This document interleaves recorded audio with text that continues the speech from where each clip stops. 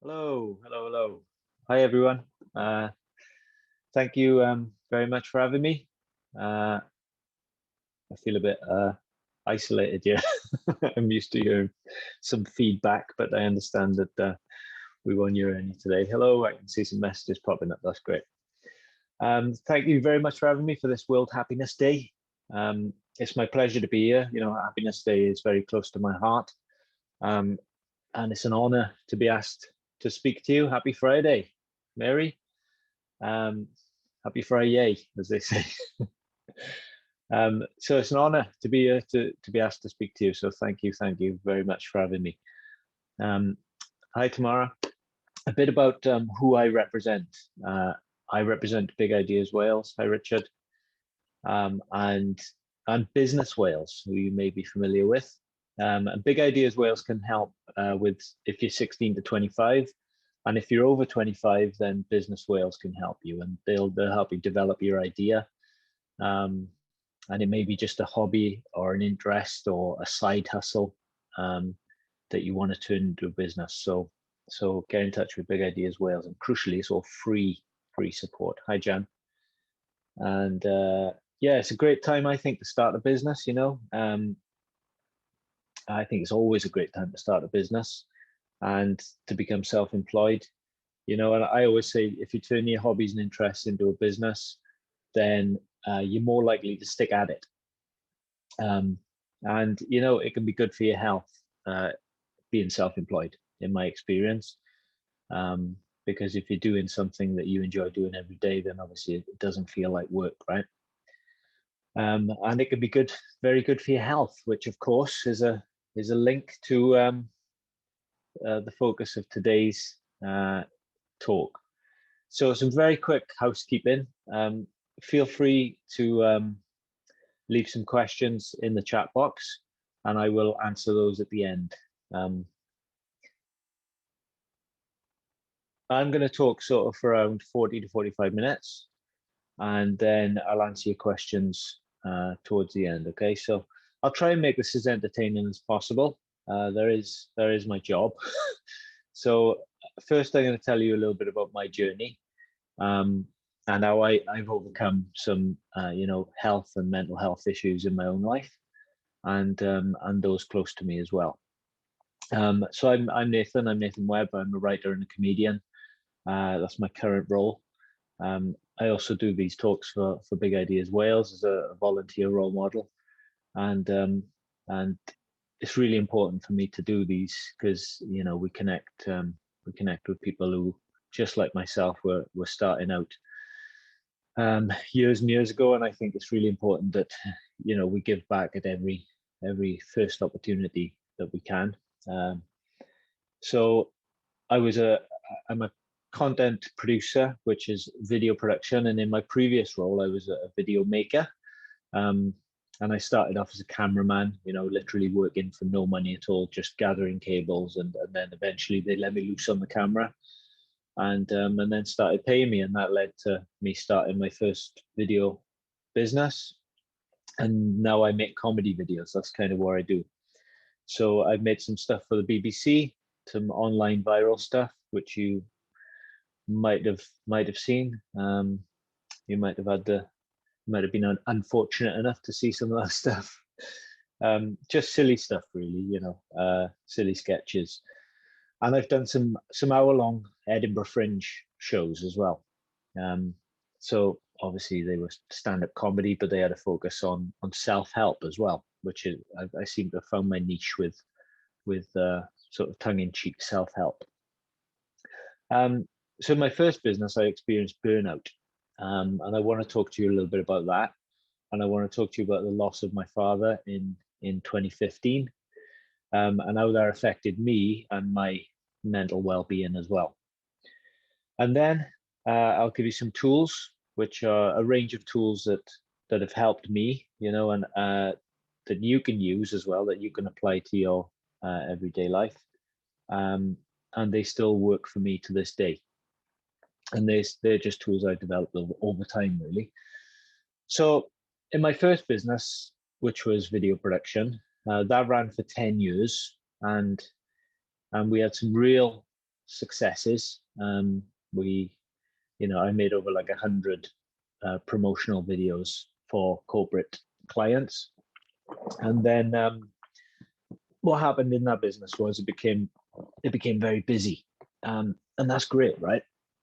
But what happened then, I kept saying yes to lots of different projects and really expanded the business probably a little bit too quickly. And I really thought that success meant shiny things. So I bought the new car, because I never had a new car. I come from a working class mining community, I always wanted a new car. So I thought that was like a badge of honor. So I got a new car, I got a new van. And guess what? Just like having a new pair of shoes, my car, the wing mirror got hit off it. It just seemed to attract trouble. And all I did was worry about it. And I mean, it wasn't a Ferrari or anything. It was just a VW Golf, but still, it was new and I liked it. And and then it was scratched, And then with my van, I had the van as well. Didn't need a van, by the way. Excuse me. Didn't need a van, but had the van. Only a small van. Guess what? Parked it up. The wheel trims got nicked off it. So some of you might be laughing, and it is funny. So, but just it was just ridiculous. And with that came stress. I started employing people, and I came to realize that I needed people to run the business, and that was fine. But I came to realize the thing I really enjoyed about running that business was the creative side of it. So I really loved operating the cameras and telling people stories through these videos. But what I didn't enjoy was all the the admin and the kind of the fact that all these people started doing the work that I really enjoyed. So anyway, long story short, I had this shiny office that I didn't need. It was a lot of money to be there. It was further away from my house. My first office was fine, but the second office didn't really need it. Nobody was impressed. The clients weren't impressed by this office, and it cost a lot of money. So ultimately, I just got so stressed. And I didn't help myself really. I started using alcohol as a bit of a crux. So I'd have a glass of wine on a Wednesday to unwind. Then I'd have one on a Thursday night. Then I'd have one on a Friday night, and then on the weekend. And before I knew it, I was stressed. And when times were good as well, I thought, well, let's celebrate with a beer or a glass of wine. And I got really big, went really chubby. Couldn't really see it at the time, but when I look back now, I can see that I got really big, and it was thanks really, or no thanks, to the alcohol and the stress that my work was causing me. So I decided to close it. I thought, right, that's it, that's enough. I've had enough of this. It was 10 years, and there was no ill feelings really. I just said to the staff, look, I said we need to close this because I need a new challenge. And that's all it was. I think I just became a bit, I'd let things run away with themselves, and it was a big lesson. It was a huge lesson. I got no regrets in life at all. Just I don't think there's any mistakes in life, just lessons, and I think that was one of them. And the saving grace then, at the time, was my daughter was born just as I was sort of closing that business down, and or should I say shutting the office down. I didn't finally close the business until a few years later, but I went back to working from home and making videos from home, just me, and going out servicing the clients, and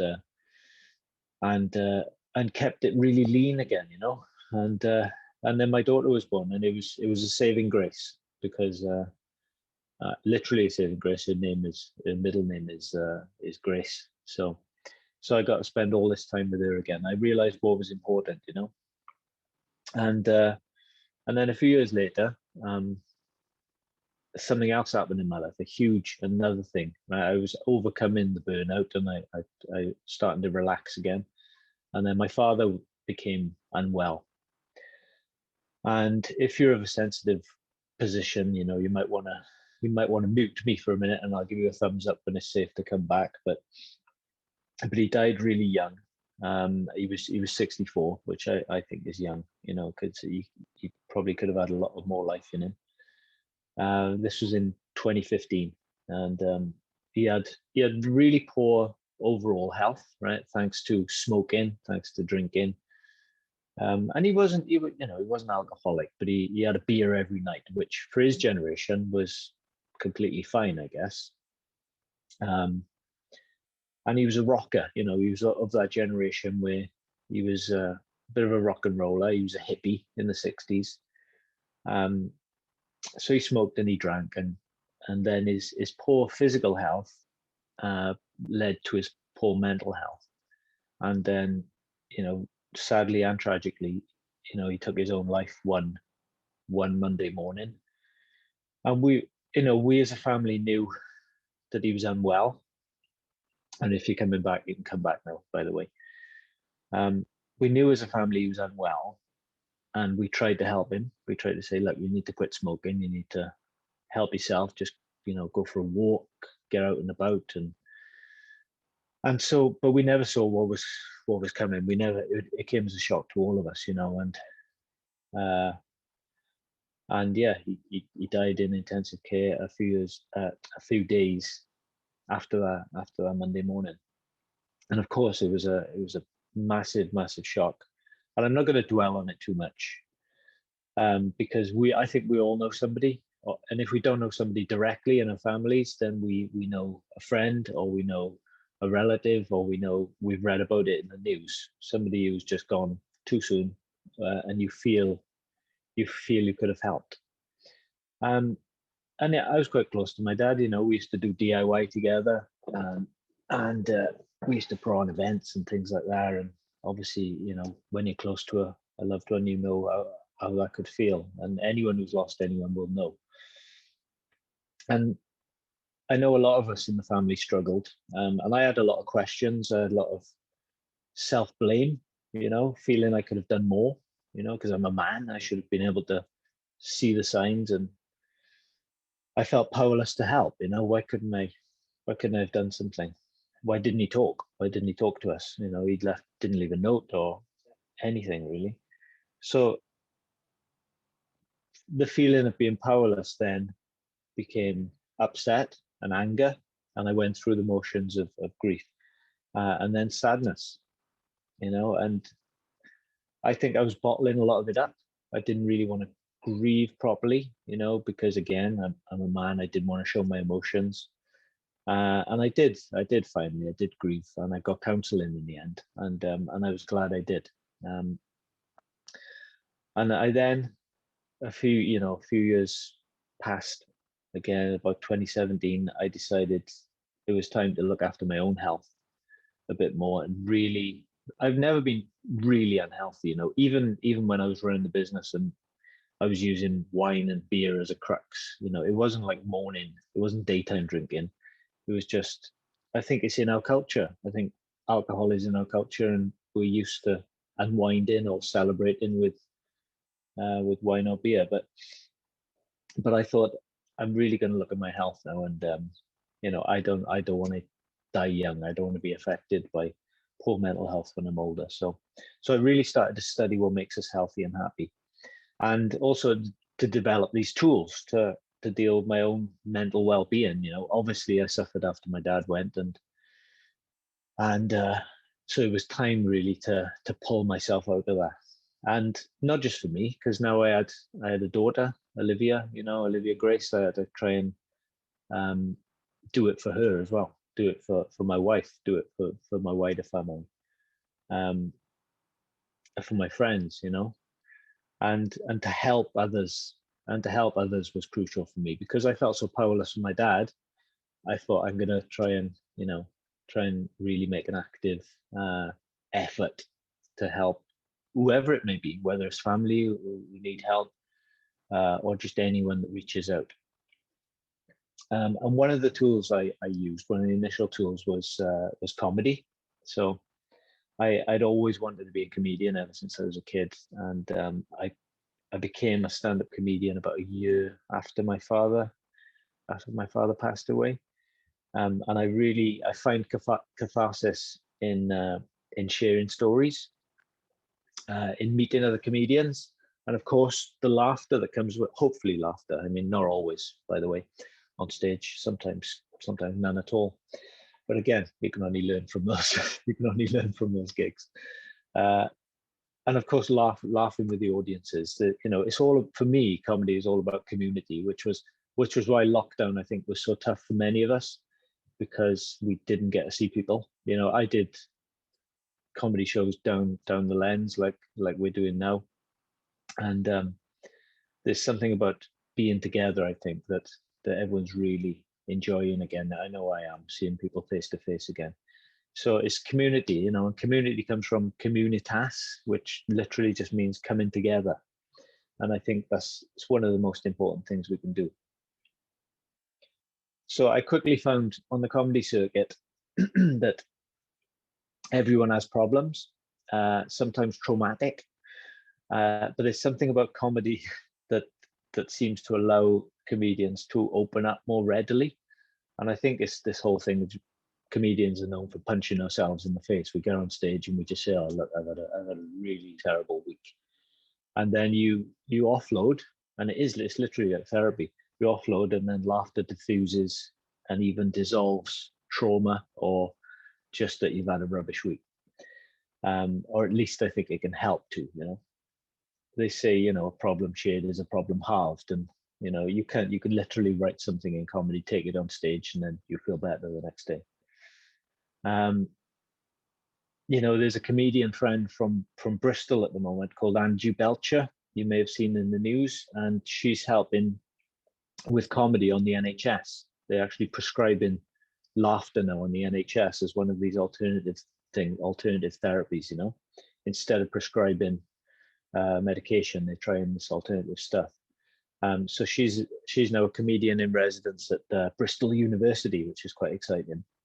And I'll share a link later with Tamara after this event, but you might have seen it yourself in the news. So I took, after I started comedy, you know, just performing 5 minutes here and there, then I developed 10 minutes, and then I thought, well, I could take a show to the Edinburgh Fringe in August every year, and this was 2018. So I came up with the idea of how to be happy as an idea. So I took How to Be Happy in 2018 and How to Be Happier, the tough sequel, in 2019. So again, they were comedy shows, but with self-help tips at the end. And I talk about my father. I talk about, you know, the way that he passed and stuff. I talk about my family, always good, and coming from a Welsh family, you know, lots of funny stories there. And it seemed to really land with the crowds, you know. So audiences would often stick around and share their own stories of loss, you know, really quite overwhelming stuff that they talk about, their own battles, and their own words of encouragement as well. And I'm completely honest in those shows as well. I talk about my own struggles, you know. And obviously I'd planned a show for 2020, but it couldn't happen, or in 2021, but there are some plans for another show this year. So as part of these toolkits that I give, they're very similar. There's crossover with your health and well-being toolkit that I've read. There is some real comprehensive information, by the way. I was really, I took some tips from it myself. So it's really good. So I would delve into that as much as you can. But there is some crossover with my own toolkit. And of course, this is just for me. This is what I use. It's based on my personal opinions only. And, you know, the first thing I did was, I mentioned earlier, was counseling. So I mentioned to somebody on the comedy circuit what had happened with my dad, and they said that's huge. You know, you need to talk to somebody about that. And they mentioned this organization called Cruise. So if any of you have lost, which all of us have in the last couple of years, if you're struggling with it, Cruise is a great charity which can do counseling over the phone. And I was reluctant at first. I thought, this isn't going to work because I'm a man. And it was actually the first time I could properly open up and cry on the phone to you know, this lovely volunteer that they had. And Nor only could I open up and actually physically cry for the first time, I was, they recommended a load of tools such as a memory jar. So positive memories of my dad, just whenever I thought of one, and there are loads, by the way, there's loads of funny memories, but it's easy to forget those and dwell on, what happened. So write down a positive memory, put it in this jar, fill it up with these little positive memories, and whenever you need a boost, just go to the jar and take out a memory and have a good laugh, So that was great. So I'd recommend cruise 100%. And one of the other things this volunteer on the phone mentioned was good sleep. She said, "How's your sleep?" And I was like, "Not great, actually." So she said, what about sleep meditation? And I don't know if anyone's tried sleep meditation, but it's like a talk down. They're great for insomnia and anxiety. You just pop something in your ear before when you're trying to get to sleep after a read of a book. No checking your phone, by the way. Just jump on YouTube, and there's loads of free ones on YouTube, which is great. So there are some apps around. Calm, I think, is a good app, and a few other ones. But on YouTube, there's loads of this stuff. Yeah, for some reason, there's a lot of Australians and Americans on YouTube doing these sleep meditations. And I put a bit of my stand-up, which I'll share with you now, for hopefully a bit of a chuckle. I won't be able to tell because I can't hear any of you, but maybe stick up a thumb in the chat box if you find it funny. So for some reason, there's a lot of Australian and Americans on YouTube that I found, but no Welsh ones. And this one Australian that I found, he really makes me laugh, right? Because he starts like this. He goes, "Welcome to this sleep meditation recording. It is not advisable you listen to this recording whilst driving your car or whilst operating heavy machinery." And as I'm listening to this, I thought, what idiot is Googling sleep meditation and then jumping in their car or going to work? So I pulled over my JCB. I lowered the bucket. I thought, I'm an idiot. I'm an absolute idiot. I've just Googled sleep meditation and gone to work again. So he feels the need to start with a health and safety warning. I couldn't figure out why, but I figured I'd been all over YouTube and there's no Welsh versions. And us Welsh have got good diction, and we've got a voice which lends itself well to getting others to sleep. I know this because I read my kids a bedtime story and they're asleep within minutes. Right? So so the Welsh one, I'm going to record it, and it would go like this, right? If you just bear with me, it would go. Oh, God's sake. Welcome to the sleep meditation recording. You can operate heavy machinery. You can drive your car if you want. I don't care. Where it is now, right? Where it is, right? Where it is, boys? I want you to picture a really sunny day in Wales, see? I know that's hard to do. Oh no, it's just started raining. Well, oh God, it's sideways rain as well. Look out. Now what I want you to do is picture a really fluffy mammal for me, see? Little black legs, little black face. That's right. It's a sheep. Now what I want you to do is picture that sheep jumping over a fence. Count with me. Number 1. Number 2. Number 3. Number 1084. Joking, I am. I missed a couple of numbers there, see, didn't I? Just checking you're still listening. You asleep yet? No peep in mind. And then he'd go on to sort of like number 100, and hopefully you'd be asleep, right? And then he'd have to, because we're in Wales, he'd have to go, because this recording is conducted in Wales, I now have to do it bilingually. Strap yourselves in. Croeso i'r recordydd sleep meditatio yma. Cwtio lawr. Barod am noson hir. Someone's already asleep there, look. Great. Dafad un. Dafad dau. That's sheep. Dafad tri. Dach chi'n cysgu? Dim pipio. Ha, ha, ha, ha.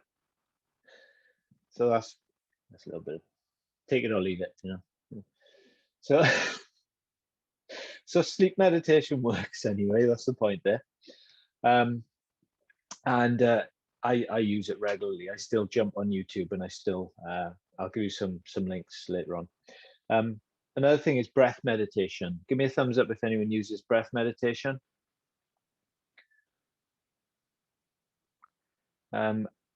Yeah, Viv there. Breath meditation. I don't know if you know, but when we, Darren, well done, Darren. So when we breathe, with the doctor taught me this, but we had a wonderful doctor who taught me the power of deep breathing. Tomorrow too. When we breathe, especially with the belly and then into the chest, it pushes up our diaphragm and activates the parasympathetic nerve, and this in turn, this parasympathetic nerve somehow, I don't know, releases endorphins and calms us down, makes us feel good. So deep breathing is another great tool to use. I do deep breathing daily. I use the Wim Hof method, which you might be familiar with, and sometimes just Deepak Chopra. So presence is another great thing. So sometimes we obviously worry about the past, which we can't control, it's gone, and sometimes we're panicking about the future, you know. And one of the first books that was recommended to me was The Power of Now by Eckhart Tolle, which some of you might know. And that's a great book, and it was really my first introduction into staying present and being in the moment. Again, I'll put a link to that later. Gratitude meditation. This is something I practice daily, and basically, even before I start my day, I start to count up things I'm grateful for. So you'd be surprised at things you'd be grateful for. And by the way, it's impossible to feel anxious while you're practicing gratitude. So I'll just list things off, and before I know it, I'll have 30 things. So it could be something as simple as a roof over my head, clean running water. You know, in this day and age, it's hard to believe, but there's 800,000 people, I think there's a bit more actually, in the world who don't have access to clean water, which is unbelievable. So I'm grateful for fresh, clean running water, you know, hot running water, heating, you know, anything really, a bed, you know, food, a garden, fresh air, a car, you know, a bike, for a family, you know, for a healthy family, that in fact my family are all still alive, you know. And before you know it, you've got 30 things. Before you know it, you've got 30 things. You know, we've got clothes, we live in a peaceful country, etc., etc. And before you know it, you're feeling good about your day, and it gives you a real spring in your step. So gratitude meditation is really powerful. Talking openly, especially to your GP, a medical intervention. In 2017, this was 2 years after my father passed, I decided to talk to a doctor. And again, this was thanks in part to people I'd met on the comedy circuit. I'd been offered medication before from my doctor, but this doctor was different. I had a different doctor, a new doctor. And even though I'd been offered medication before, I felt there was stigma attached, and I was really afraid. I'm a man. I was afraid of dependence, you know. And in another way, I wish I'd gone sooner, because this time I had a young GP. She was about my age with 2 children, so we had common ground. And she looked at my notes, especially where it happened with my father, and she said, that's a huge thing you've just been through. That must be really difficult. And she was right, of course. She said that medication might help. So I decided to give it a go. And that was for around 2 years then, so 2017 to around 2019. And guess what? In those 2 years, I was really productive, really productive. They worked, miracle, really. And I thought, well, this feels good. So I then decided to give up even casual alcohol drinking, even a glass of wine, right? To see how it felt. And that really was the next big thing. So in 2019, I did one of these 1 year no beer things. And I tried this before as well. I tried in January, dry January, and usually get a February and just get back on it with a vengeance, But for 2019, I did the whole year, 1 year no beer, and it was the next big thing. It was massive. It was almost miraculous. So that leads me to giving up alcohol. After I did that full year, I decided I could ditch the medication as well, and I did. Alcohol is a depressant. In your 20s, I think it seems fine. The hangovers are non-existent. And even now, looking back, though, I do think in my 20s, I probably did have depressive or low mood episodes thanks to the alcohol consumption, especially in our culture in Wales, rugby culture. It's borderline abuse, isn't it? Shots, tequila, to get the party started. That's before the sambucas, So, and it was hard doing a year no beer. By the way, I think it was really hard, especially because I'd have to go out and I'd have Coke maybe if the boys were having beers. So it was hard. There was some real tests there, but that's another talk for another time. But I managed to do it. So if you can give up alcohol, I would say it's worth trying to see how it feels for you. If you're struggling, if it becomes a problem, if not, then that's fine, And with me, I was never a massive drinker, but even quitting for that year meant I could come off the medication, which was a huge thing. Diet and endorphins. I think I get pleasure from eating things like blueberries, dark chocolate, and you can Google all this. We've got the best tool available to all of us is Google and YouTube, right? What foods are good for a good mood? Yeah, what is good for my health and what's not? Walnuts and other superfoods like sweet potatoes and spinach, And then another thing that I decided to do, worked for me. I decided to go fully vegan and plant-based to see how that felt.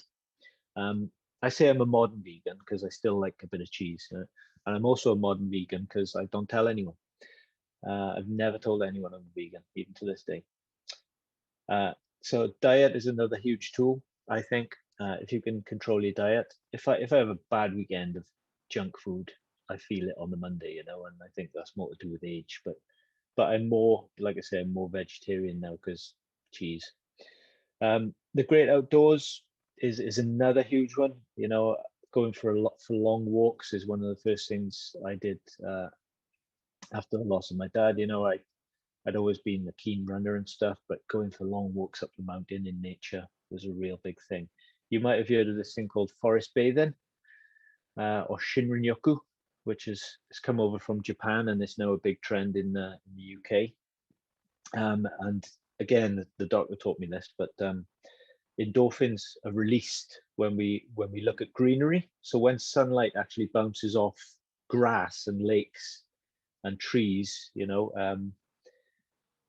endorphins are released in our brains. So, what could be more natural than nature, isn't it? And this forest bathing thing is literally going into the woods and just taking time out to soak up the forest. So no technology, just enjoying nature and the birds. And trust me, you'll feel better for it. So vitamin D and sunlight. We get vitamin D from sunshine and from some foods. But in the winter, especially in the Northern Hemisphere, and definitely the UK, we don't get enough vitamin D from sunlight. So we have to supplement. So if you can, buy some decent vitamin D from, I'll share some links from Amazon or wherever you get your vitamins. And another school of thought says we should have vitamin D supplements all year because actually we don't get enough vitamin D, full stop, in the UK. It's different if you're watching this in Spain. You're lucky. Another thing I use is a thing called a seasonal affective disorder, or SAD lamp. So through the winter, I invested in one of these bright lamps, one of these 10,000 Lumi lamps, 10,000 lux, and that helps through the winter as well. So you have 30 minutes of light therapy. and that makes you feel better. Exercise and gym, we all know about exercise, but there's social aspects to going to the gym that I really enjoy. So seeing old friends down there I haven't seen for years, you know. And then natural movement. So again, walking in nature, you know, yoga and hiking. Yoga is really good. I don't know if anyone practices that, but that's a real good thing because it focuses the mind again, so we can't think about anything else, and allows us to breathe deeply. And hiking, you know, talking to others when on a hike.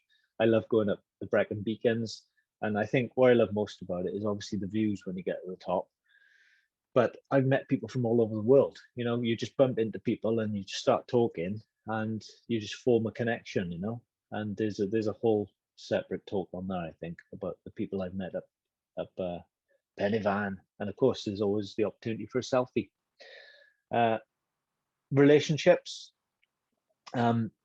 There's this Harvard study of adult development, and I'll share a link to this. And it basically talks about, some of you may have seen the TED talk, but it talks about how relationships are the most important thing we can do for our health. It studied adults over the course of nearly 80 years in America. And it found that those with the more positive relationships lived longer and lived happier. And nobody throughout this study has ever said, I wish I worked harder in my life, you know. There is that truism that nobody ever says, I wish I'd spent more time in the office, you know. So developing good relationships is one of the most important things we can do. And it also proves that bad relationships can be really bad for our health as well. And then I've just got like singing, laughing, you know, getting together and going to a concert and all singing together is really good. Laughing, obviously, getting together with friends, and even ranting and complaining. You know, I think it's why I love comedy. I think it's good for us to have a rant sometimes. You know, again, a problem shared is a problem halved, isn't it? Get it off your chest, and that's why comedy is great. And I think more than that, it's all about the release and the community. You know, the community aspect of coming together. And on a similar note, volunteering. Volunteering has been proven to be really good for us, helping others, you know. There's a really great book called How to Stop Worrying and Start Living by Dale Carnegie. And he talks about, one of the things, there's lots of things in this book, but one of the things is a 14-day challenge to beat depression. And the challenge is go out and help as many people as you can every day. Go out and do something good every day for 14 days and journal it. So write about it and see how you feel after 14 days. And that's all I'll say about it, but try it. So it could be picking litter in the park. It could be just helping others, you know, in any way you can think of. And then blue zones. I don't know if anyone's heard of blue zones, but these are the longest living people in the world. Places like Okinawa, and I think Sardinia is another one. But there's this really great website. It's called Blue Zones, bluezones.com. And a lot of the studies on these people, why they live longer, is because they have a lot of these key things like belonging. They have a shared, you know, religion, and again, it's just the importance of coming together. Good diet, mainly plants. They have wine at 5, you know, and they have real purpose in their lives and moving naturally. So whether it's things like yoga again or walking together. So I'll share the website anyway, but it's bluezones.com. And the good thing is they have resources, tips, and recipes as well. And of course, comedy. You know, that's why I'm here today. Comedy is worth a try, I think, for anyone, whether you're going to watch it or whether you're going to get on stage and try 5 minutes of your own material, you know, about anything that's happened that week. I think it's a great way, it's a great release. And meeting other comedians at these new material nights is always great, you know, sharing stories. And if you want 5 minutes of comedy, I can get you a spot. So just stick me a message later on. So today I feel healthier, stronger than ever before, really. And it's taken me sort of, you know, it's taken me 20 odd years to work out, because I guess I only really wanted to change at about the age of 20. And change is gradual. Change takes time. So if you want to change yourself, you know, then be prepared to give it time.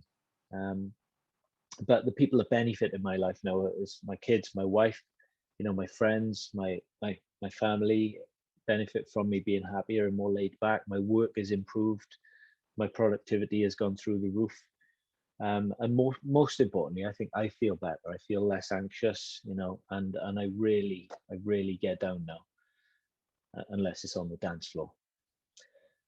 So when you have the tools, you know, when you have these kind of tools, you can more easily nip things in the bud, I think.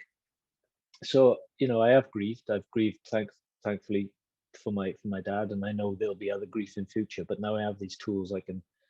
I definitely overcame that, and I've helped others to do it, you know, and it's really nice now seeing the way my family have dealt with it. You know, my sister's gone into mental health nursing when she was a hairdresser before. My little sister's gone into she's gone into music therapy.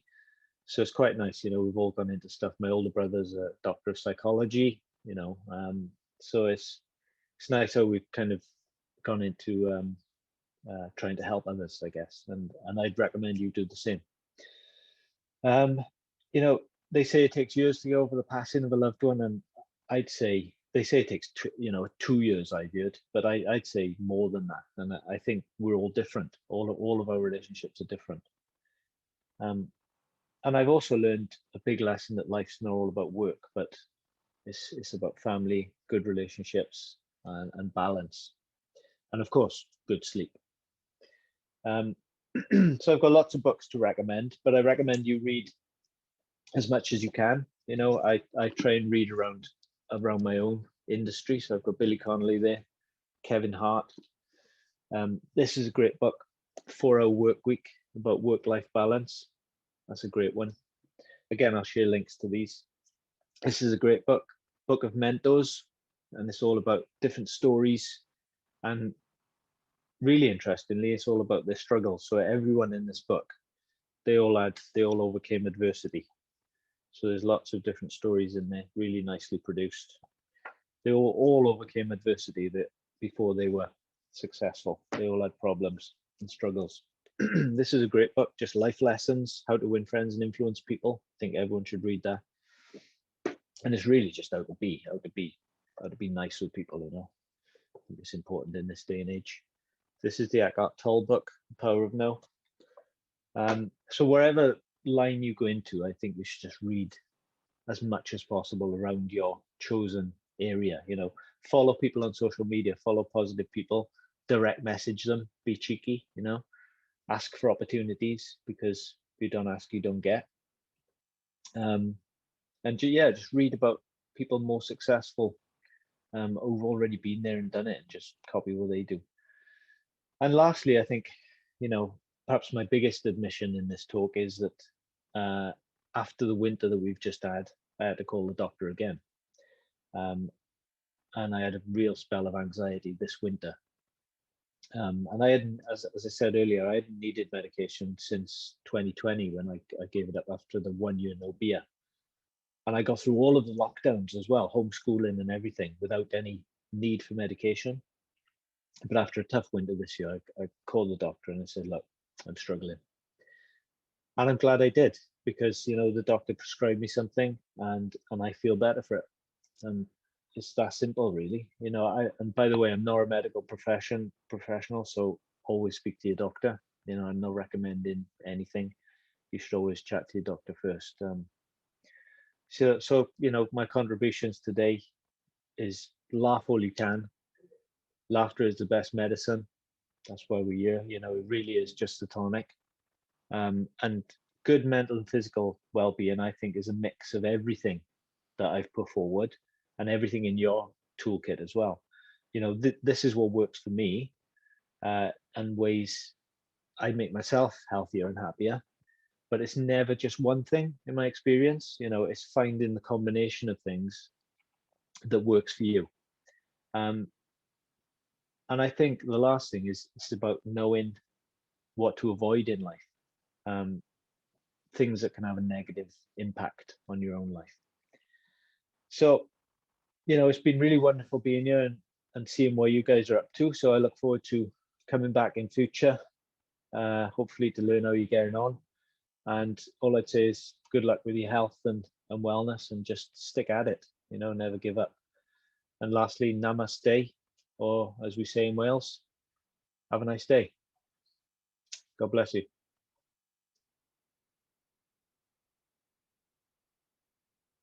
And any questions, I'll have a look in the chat box.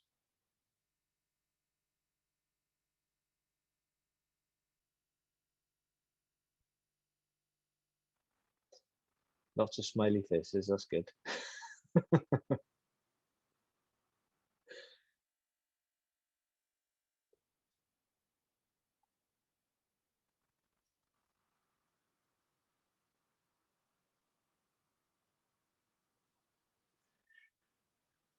Thank you guys for the messages.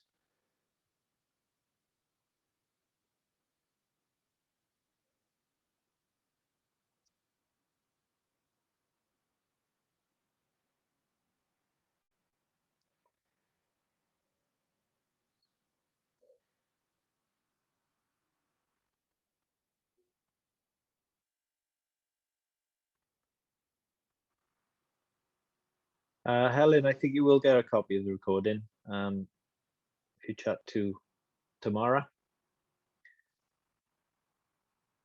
Whenever times are tough, you put on Billy Connolly CD or DVD. That's brilliant.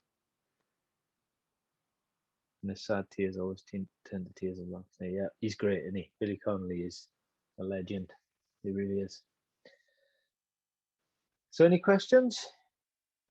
You got me for another 10 minutes. Trying to embed health and well-being into the classroom. Oh, here we go. Sorry, Lynn, I'll try and find your question.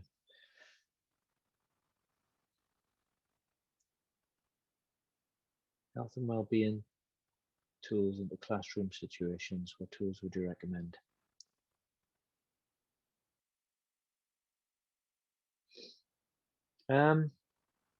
Firstly, in a classroom situation, I think Tamara,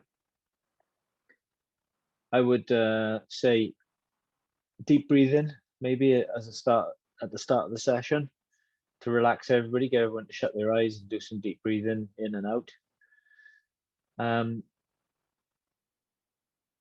yeah, just encourage a safe space, and confidentiality, I think, would be a big one there, maybe. So saying anything that is mentioned in these four walls, is confidential. And maybe introduce some healthy eating sessions, such as sharing recipes. How do you deal with a negative person when you come across one? That's Lynn's question. Okay. Thanks, Sarah. How do you deal with a negative person? Well, avoidance? No. I think one of the best things I've heard is the best way to win an argument is to avoid it. So it's avoiding the argument if they're an argumentative person. If they're negative, one of the greatest things I think I've heard is, nothing external can affect you unless you let it. And it's a stoic principle. It's quite big with the stoicism, which is quite trendy at the moment. But I really love it. It's just one of those things where wherever happens to you, you've got a choice. You've got a choice if you're going to let it sink in, or if you're going to just brush it off. And it's hard. It is hard to do when you encounter a negative person. But I think the other thing is you need to consider: are they struggling with something? Are they having a bad day? If somebody's beeping their horn at you, you don't know what they've been through that morning. They might have been to see their sick mother. They may be someone in hospital they're worried about. So empathy and patience and kindness, I think those are the things that will get you through it. I think empathy is a big thing, but also if you can't control that person, so it's just avoidance, and don't let it sink in. Does that make sense? It's a long-winded way of saying, have some empathy.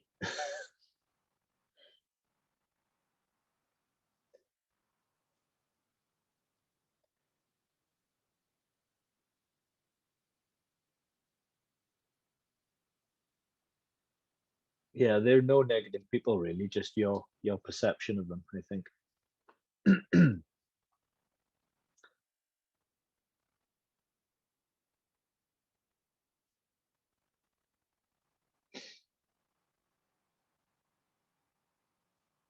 I gotta say, it's really strange when it's so quiet. I mean, us comedians like the sound of our own voices, but not this much.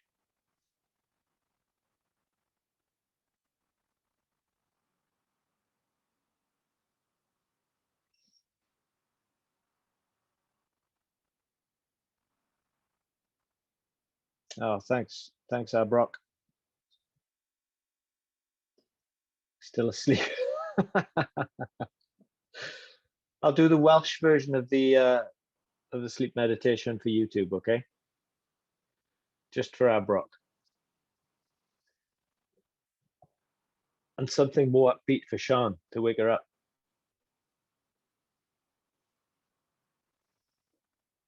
Wokeism. That's a good question. Excuse me. Jan, is there a genuine question there about wokeism? Do you mean cramping my style as a comedian?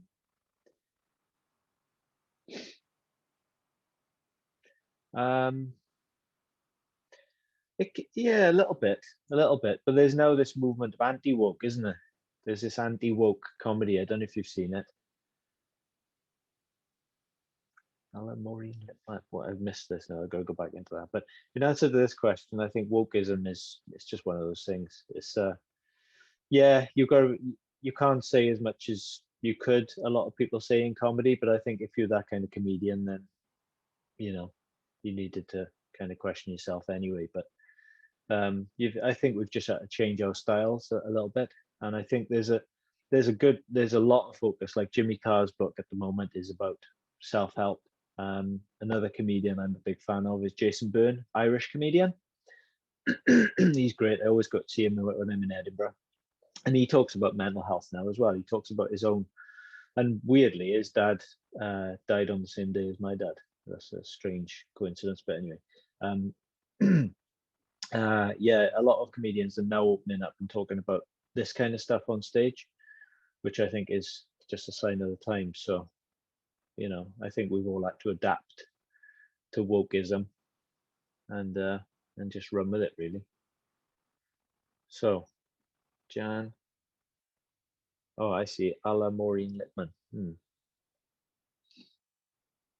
Carol, I'll be using these for my sixth form and son. That's great.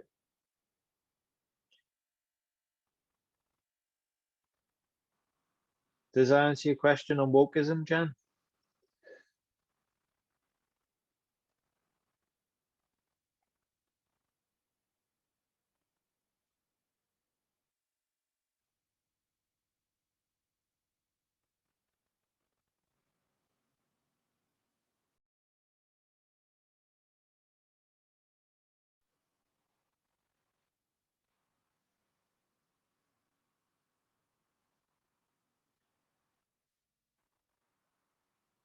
Yeah, yeah, it can. Yeah, I guess it adds stress to your routine, but I think, yeah, I think any new material does, because you never know how it's going to go. Um, just recently I've been trying some new stuff, and it's it's hard. Yeah, but I think people understand as well if you do put your foot in it, and as long as you hold your hands up and say, look, I didn't mean anything by that, then it's okay. I think these days, but there is this cancel culture, isn't it, which is a bit, it's a bit questionable, I guess, when they're canceling people for things they said 10 years ago. It is worrying, but there's a lot of worrying things. Trolls online can be another thing. You know, yeah, it's hard. Laughing or snoring.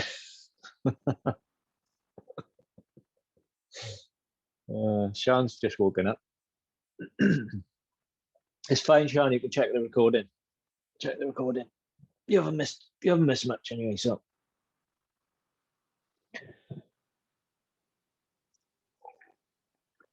I've had a good time anyway. No.